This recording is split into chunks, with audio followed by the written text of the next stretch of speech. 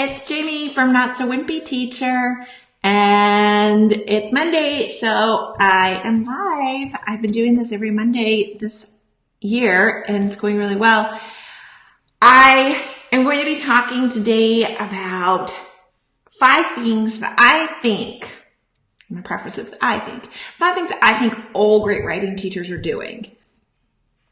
And I'm going to start by telling you that I was not a great writing teacher those first several years that I was teaching. I was on like the major struggle bus. And so I watched lots of teachers and read lots of things. And I feel like I figured it out finally, but it took a long time and involved a lot of tears. And I feel really bad for that, like first group or 2 of kiddos that I had. So I'm going to be sharing about that in a minute, but I'm so glad you're here. I have been starting my videos out by sharing a little something about myself so that we can get to know each other. So today I can tell you that prior to becoming a teacher, one of my big hobbies was actually stamping. I would make cards and scrapbook pages, and I was a Stampin' Up demonstrator. I don't even know if any of you are familiar with Stampin' Up, but it was rubber stamping at the time. They eventually went to some acrylics, but it was all rubber stamping. And I would teach classes in my home, and I was even published in 3 or 4 card making magazines. So that was my first artistic thing that I did, and I think that it helped me to learn some of the things that I use now when I'm creating my resources. So I credit it to being my first bit of training on this whole design thing. So I do not have time for crafts anymore, but I do dream about it. And I did get some stamps recently, and I hope to have a hobby at some point. But right now I've got a baby, so baby's my hobby. All right. I am so glad you guys are here. You guys are all checking in. I love that. I love that we have people from all over the U.S., but even from Canada here. Got a huge scrapbooker. I still scrapbook. I'm making a scrapbook for my baby, and I made a pregnancy scrapbook, but now I do it all digitally from my phone. While I'm feeding the baby, I can make a scrapbook layout. So it's a lot different than it used to be, where I had to have hundreds of dollars of materials and make a huge mess in the kitchen table to do a scrapbook page. All right. Lots of you are having some cold weather, I see. I'm in Phoenix. It was windy today, so that was rough. It was windy. But it was 74 yesterday and sunny. Okay, guys. I want to keep going. I really never know how long the baby's going to be calm and happy in the evening, so I don't want to waste your time because we don't have a lot of it, right? I want to get started with the description said 4 things. I've changed it. It's actually 5. 5 things I think all great writing teachers are doing. Okay. Let's see how many of you guys you're doing right now. Tell me, are you on the writing struggle bus, or are you feeling pretty confident in writing?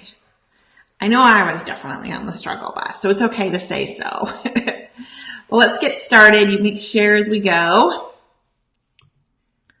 All right, number 1, great writing teachers are using mentor text.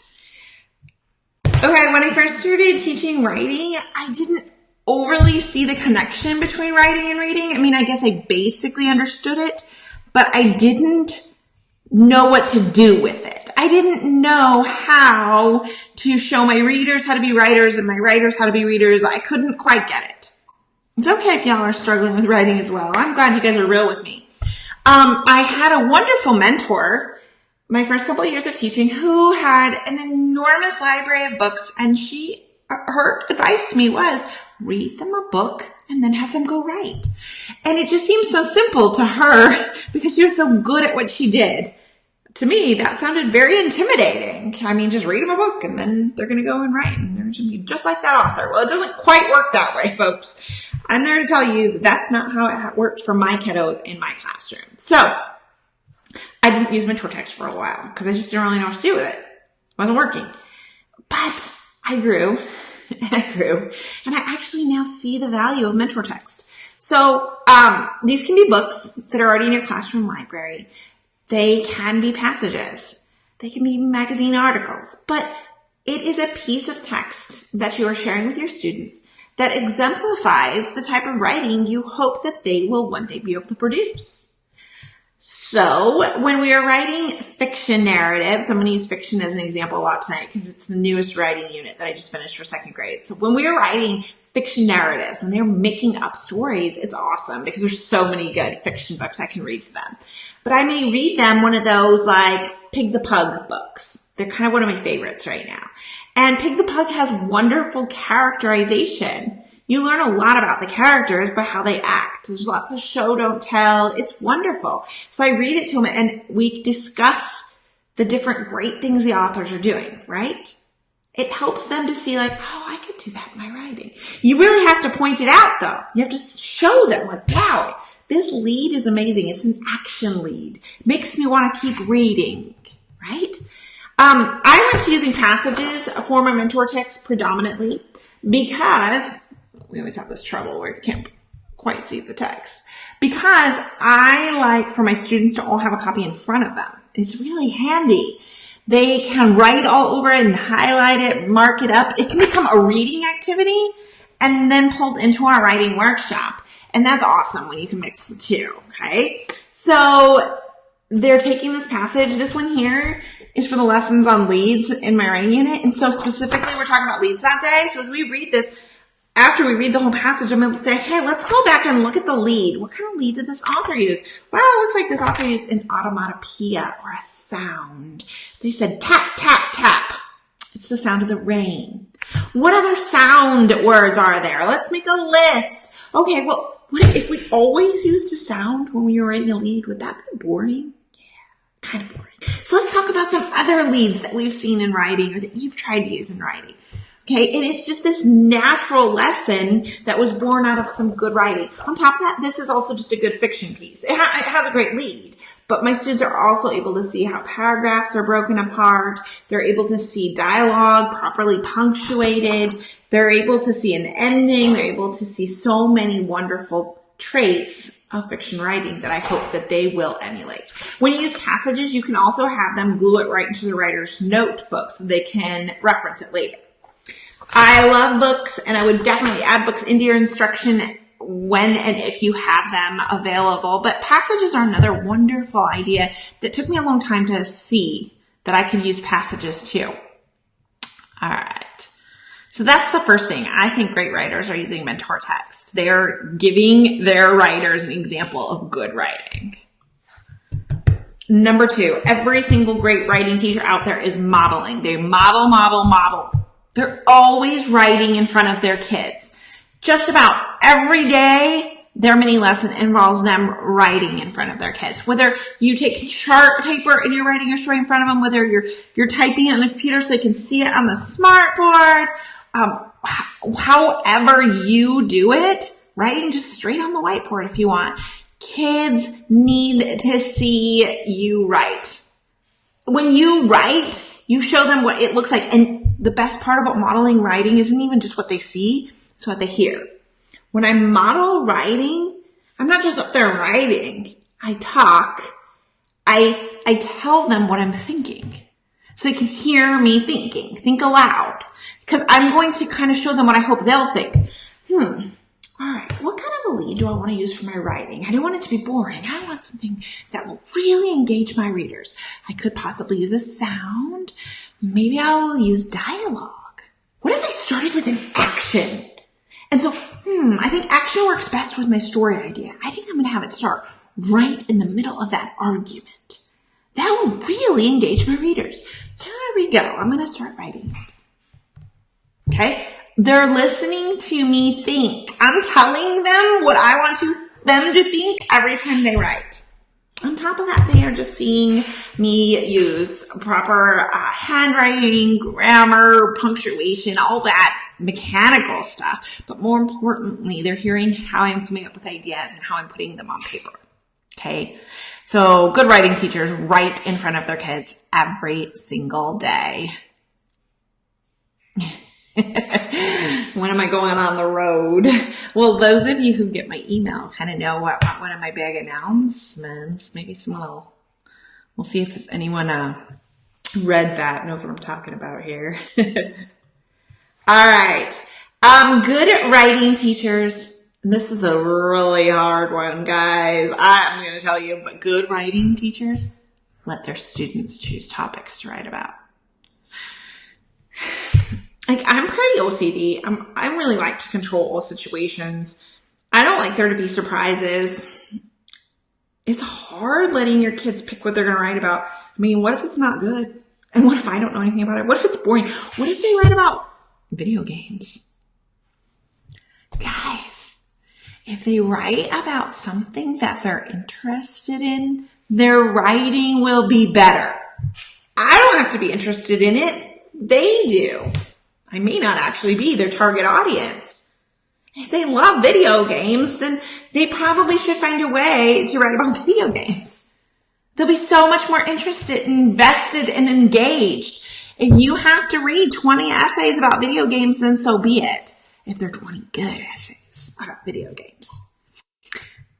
So I don't give my writers prompts and topics. I teach them how to come up with their own topic. Yes, there's somebody who's been in my writing course with snakes. Thank you. Yes, you've been in my writing course. Yeah, so that's my example. I am thoroughly terrified of snakes. I've actually never ever seen one in the wild. I don't look down when I walk. I live in the desert, but I've never seen one in the wild. If my fourth grade teacher had said, you know what, we're learning about reptiles and science, so in writing, every single one of you needs to write an informational report about snakes, I would have lost it. I mean, if I had to open up books and look at pictures and read all these facts about snakes, I would have been so miserable. Do you think I would have produced a good report? No.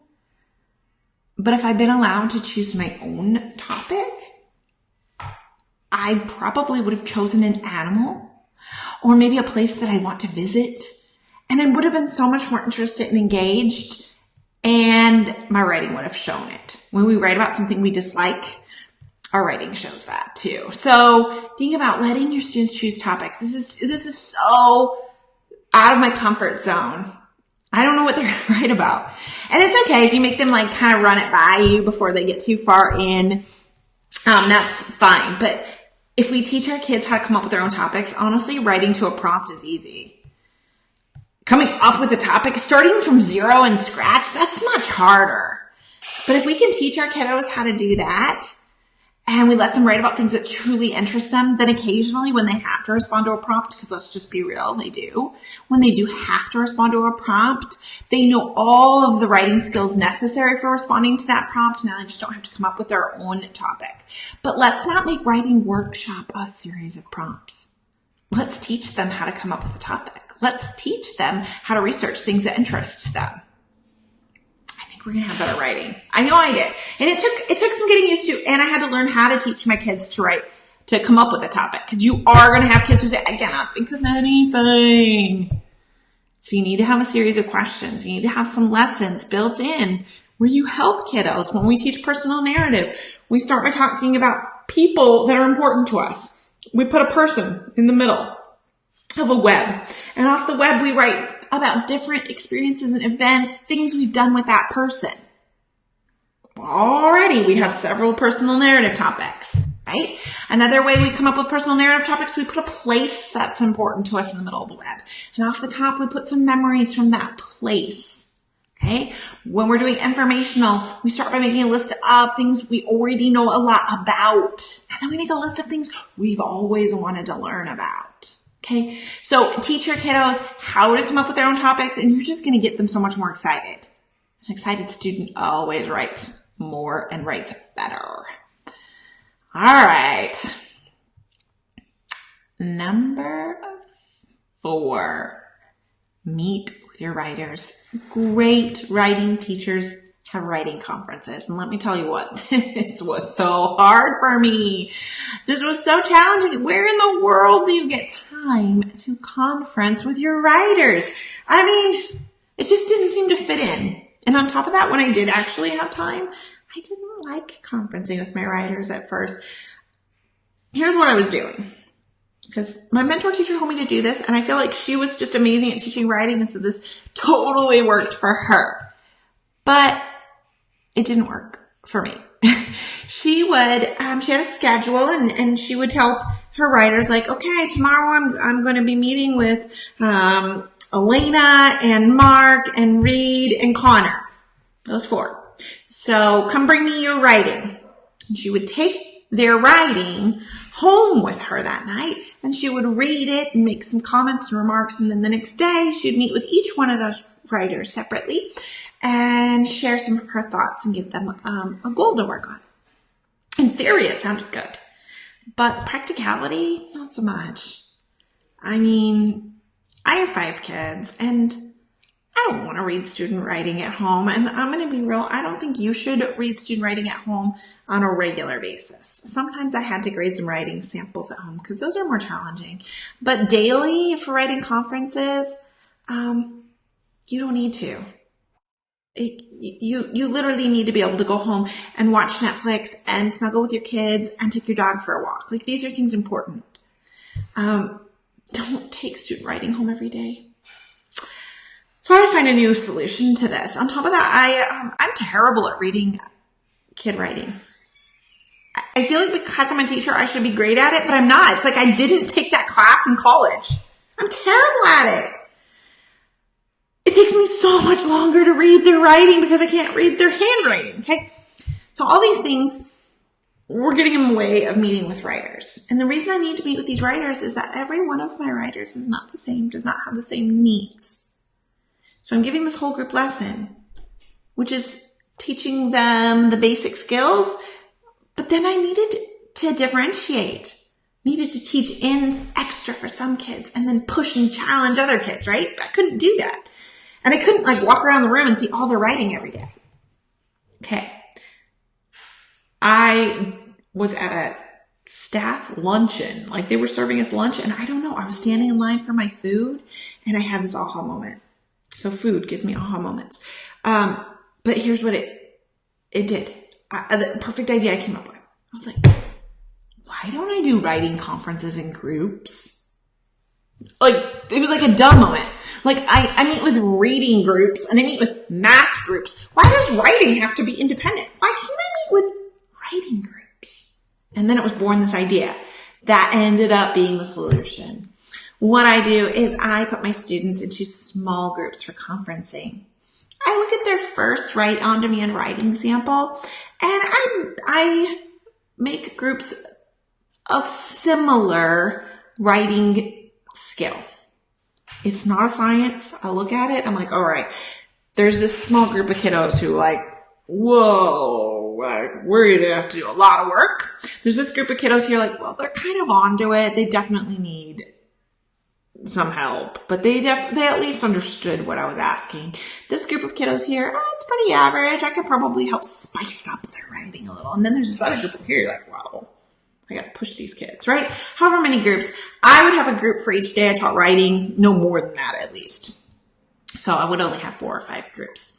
And I would meet with those groups. And then here's what I do when I met with those groups. I had them read their writing to the group. Now I don't have to read the writing. I also didn't have them read the whole piece usually. I was like, all right, guys, we were just working on leads. We came up with some cool idea for leads. We talked about sounds. We talked about action. We talked about dialogue. What I want you guys to do today is I want you to read your lead to the group. And each person would go around the table, read their lead, and then we talk about them. What made them amazing? Where could they add a little oomph to them?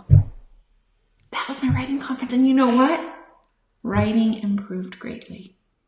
I was hearing all of the writing on a much more regular basis, and it was not taking away time from home. It was not making me cry, right? So meet with those writers. It's tough, but it's so valuable.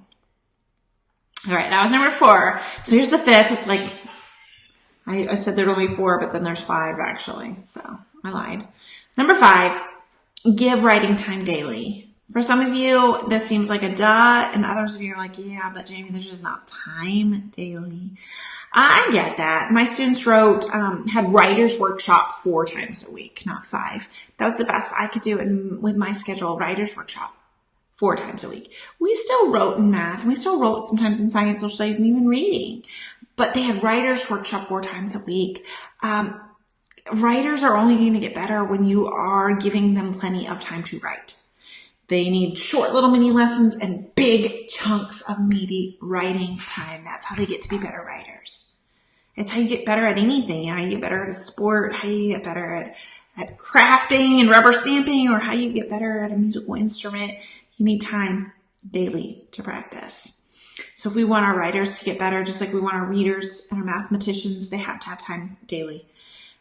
I'm surprised at how many teachers have cut writing out of their daily schedule. Sometimes it makes me a little heartbroken. I know that we struggle. I know we're trying to squeeze so much in every day. I've been there, I know. But when I think about it, I think that writing is essential. We don't cut reading out. We don't cut math out. We certainly can't cut writing out. How will our kids write that essay to get the scholarship? How will our kids write that job cover letter? We have to give our kids these skills. So we have to find a way, even if it's only 30 minutes. My school wanted us to find an hour. I was able to typically find 45 minutes in my schedule, but I think 30 minutes at the least. But I would encourage you to try for 45. With 45, you could have 15-minute mini lessons and 30 minutes of writing time. I think you'll find that your students actually become better readers as they become better writers, and vice versa. So it's so valuable, okay? Yes, reading, writing, and arithmetic. That's right. Okay, guys, so those are really my five, kind of real simple. If you want extra info on some of these, I have YouTube videos that you can check out about conferences, about mini lessons, and so forth. So if you head over to YouTube, just search Not So Wimpy Teacher YouTube, and you'll find my station. I have some videos about all these different parts of the Writer's Workshop that you might find helpful if you haven't already heard them. But one thing I did want to tell you guys before I let you go, if you hadn't heard already, all of my writing units are on sale. I'm celebrating big. We have done some happy dancing around here because we have just finished the second grade bundle, and it takes about a year to complete a grade level, about a year. And so we've now finished the second grade level writing units. I also have third, fourth grade units. We've spent 2 years writing these, and they're our babies. We love them so much. We talk about them at the dinner table. It's just, they're special to us. So, all of my writing units are on sale. My brand new second grade fiction narrative unit is 50% off, and all of the others, including bundles, are 20% off. There is a link in the video description. But I wanted just to kind of tell you what comes in all of the units, each one of my units. I do have units for personal narrative, informational, opinion, and fiction, okay? I am, if you are on my newsletter list, I am putting out fourth and fifth grade units. They have been in the works, and they're going to be coming out really shortly.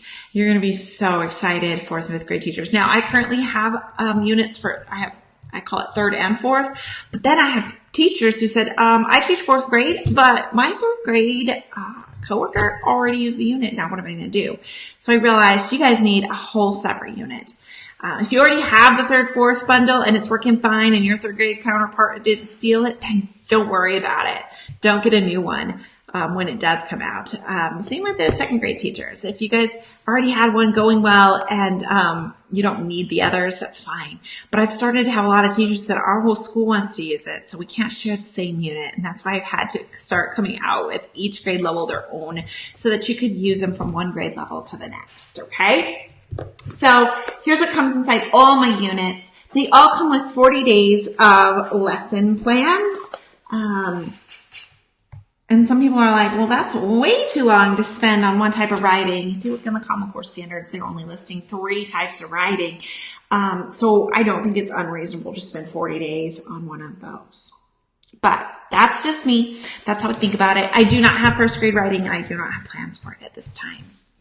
All of my writing units come with mentor text passages like I was showing you earlier that you can use, and the lesson plans tell you exactly when to use each passage. So that's wonderful. You can even use them in your writing or in your reading groups if you prefer. All of my writing units come with anchor charts. The anchor charts are wonderful because you can display them on your smartboard or whiteboard. You could print them. They come blank so you and your students can fill them out. They come filled in so that you know what maybe you should go there if you can't think on the fly. Like I can't think on the fly when I go to fill out these things. I'm like, what?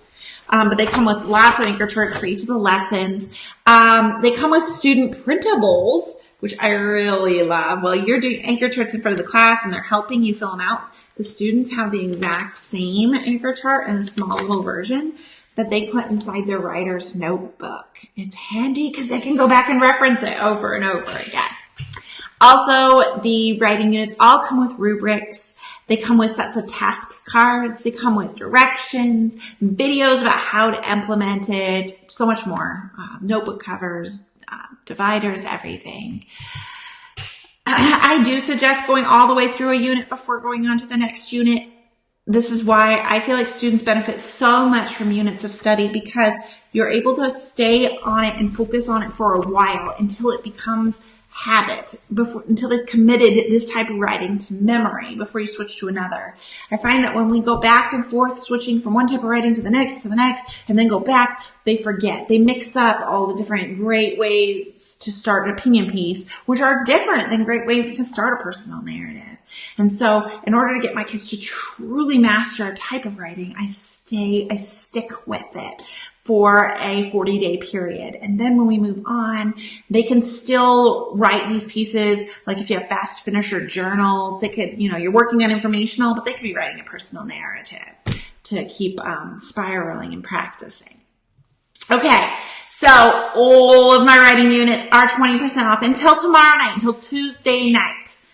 And my newest second grade fiction narrative is 50% off. So guys, it's a wonderful deal. I want you to have all the tools necessary to be the writing teacher that I know you can be. And then those of you who got my newsletter, this is kind of a little like sneak, but I am in the middle of working on something really big that's going to come in June.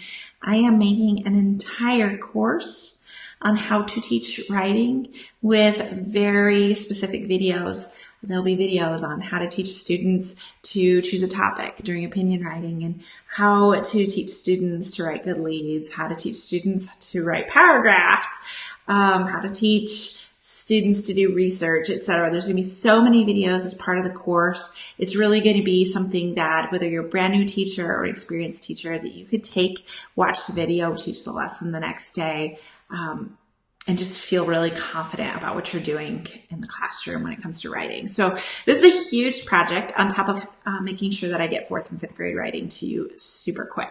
So all these things are coming your way. Keep watching.